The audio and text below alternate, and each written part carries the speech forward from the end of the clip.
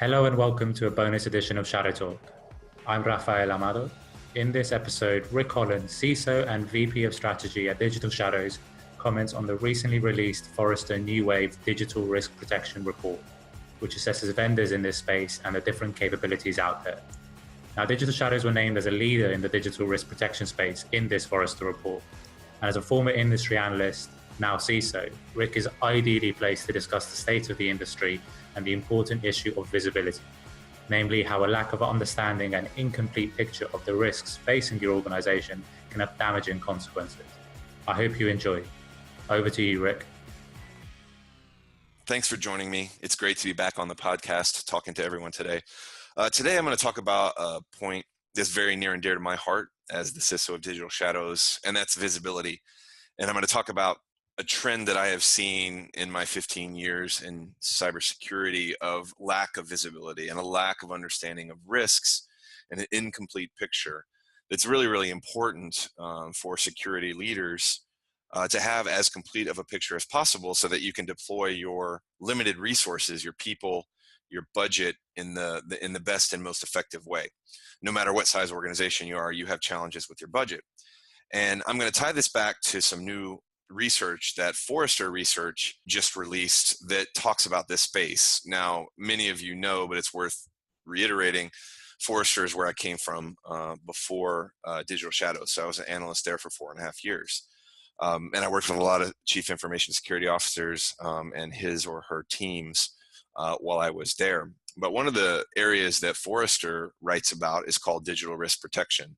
And there's a new wave that was just released called the Forrester New Wave Digital Risk Protection, where it's digging into the vendors in the space and doing an evaluation. And it's pretty exciting for us at Digital Shadows because Forrester Research has included us among the vendors who lead the pack in this research, which is very, very exciting to hear Forrester write that in the research after our customers have been telling us that for years, certainly the 2.5 years that I've worked here. But what I really like about this research and what Forrester has done kind of leading the space is talking about digital risk and talking about digital risks beyond your perimeter, beyond your firewall. Certainly if you listen to Forrester, we know about the zero trust model that my friend and former colleague John Kindervag came up with. And in the zero trust model, we need visibility. We need visibility on the inside. We need visibility on the outside. And when Forrester talks about this digital risk protection, it's basically doing monitoring and remediation of external digital risks, the exposures that you have online. And it's really, really important that we get that visibility. If I look back in my career and I think about when new capabilities or new technologies come, we have a tendency in security to lag behind them. If you look about virtual servers to start off with, I used to work with ESX boxes when they were brand new, VMware. And when they first started, they were just a server in the side of the data center. And on the security team, we didn't have a lot of visibility into it. We didn't have awareness of what was running on it. Lo and behold, something beyond a print server was on there. There was mission critical workloads that we didn't know about, and it took us time to get visibility into it. I actually think the PCI Council did a good job doing guidance for virtual environments. And so I think that started to drive people to get more visibility into those workloads. Then if you look at the next wave, it was iPhones and then tablets after that, the iPad. When these devices first came out, people would say, oh, there's nothing sensitive on them. Meanwhile, a radiologist has patient health information, x-rays on a tablet in an unencrypted state.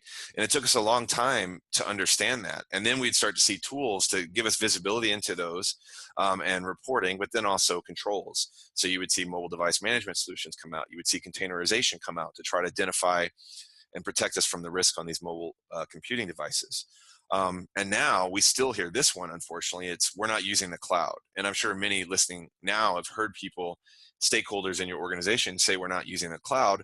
Meanwhile, Dropbox, iCloud, Box, credit card to pay for infrastructure as a service are being used in your organizations. And we don't have visibility into what's happening outside our perimeters. And so things like cloud access, security, brokers have come into the mix to give us visibility there. And I think of external digital risks digital risk management, as we talk about it here at Digital Shadows, kind of falling into this area. There's all these things that are happening beyond our perimeter, but we don't have an understanding. We don't understand our digital footprint. We don't have a complete picture of all the risks that are associated with it. And we have our heads in the sand. Not everyone does. Certainly at different points in my career, I may have had my head in the sand. And you kind of have two different groups of people that like to have their heads in the sand. One, I guess I would say, are those that actually like it, meaning sand is cool, their face is exfoliated, they're enjoying it. They don't want that visibility because then they have to do something about it. Then you also have those that are in the opposite situation where their head's in the sand because there's a boot on their neck and they can't get out. They want to get that visibility and they can't get that visibility. So they don't want to have their head in the sand and they want to move out.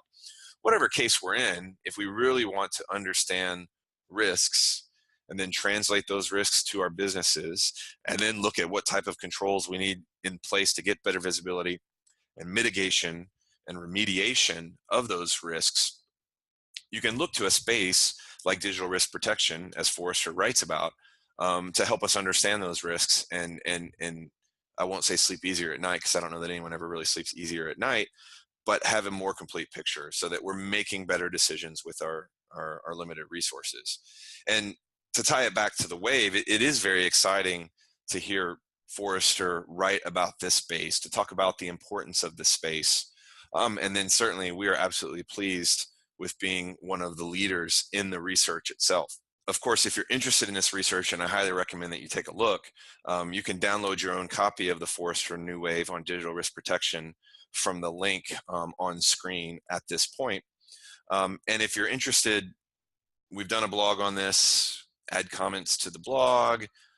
Message me on social media, Rick H. Holland on the Twitters, and I'm happy to continue this conversation. Thank you, Rick. For more analysis from Rick on the Forrester New Wave Digital Risk Protection Report, visit resources.digitalshadows.com. Thank you for listening.